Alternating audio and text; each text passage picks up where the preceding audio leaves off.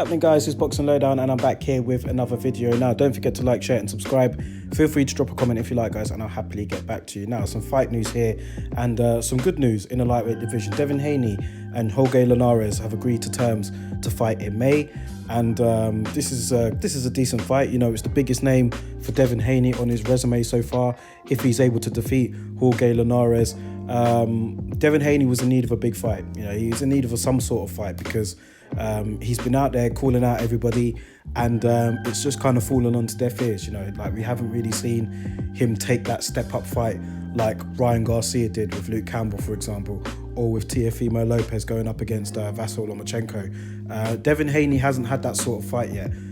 Even Gervonta Davis, who's been fluctuating between the weight divisions, he's had that fight. But Devin Haney is another guy that we feel needs to have that sort of fight with him. And Jorge Linares, for me, yeah, if he's able to get through him, then that would be the biggest name on his resume. Linares is not as good as he once was.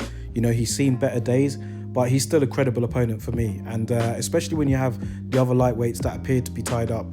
Ryan Garcia doesn't want no part of Devin Haney right now. I think that's clear for everybody to see.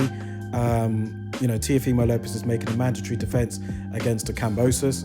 And Lomachenko, to be fair, him and Devin Haney did have a brief, you know, exchange on Twitter, but, you know, that came to nothing, as we're quite accustomed to nowadays when it comes to these fighters on Twitter, man.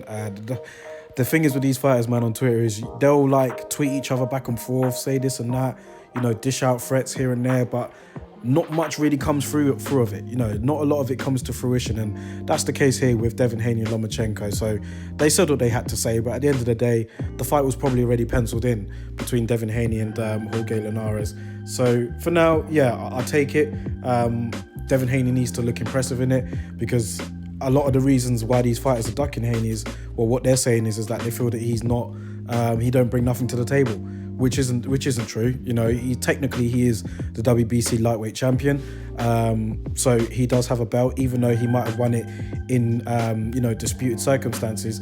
He still holds a title. So yeah, if he can get through Jorge Linares and look good doing it, then yeah, it puts him right back in that argument for him to face somebody like Teofimo Lopez or whoever in the lightweight division, man. I just want to see these guys mix it up and fight. I mean, there's a lot of posturing, a lot of talking, a lot of interviews, and you know, we just need to see these fights happen. To be fair, we did get Ryan Garcia and Luke Campbell this year, which is a start, but I think the reason why I'm kind of going on this is because I hear comparisons like, are these going to be the next four kings and all of this sort of thing, and I'm just like, just pump the brakes on that sort of talk, man. These guys have got to fight each other first, and I just think that when you start saying stuff like that, are they going to be the next four kings, and you're comparing them to greats like Duran, Leonard, Hagler and Hearns, I mean, it's just too early. It's too early, and I know we're not comparing them in terms of like their greatness as fighters, but just to kind of call it, you know, the 2021's version of the four kings is like, it's a joke to me.